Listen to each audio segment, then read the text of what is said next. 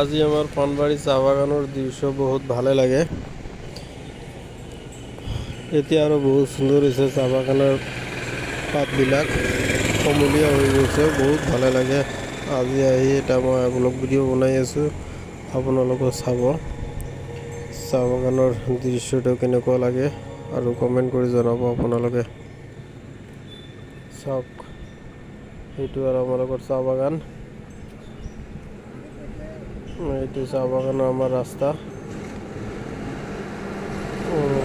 অলপমান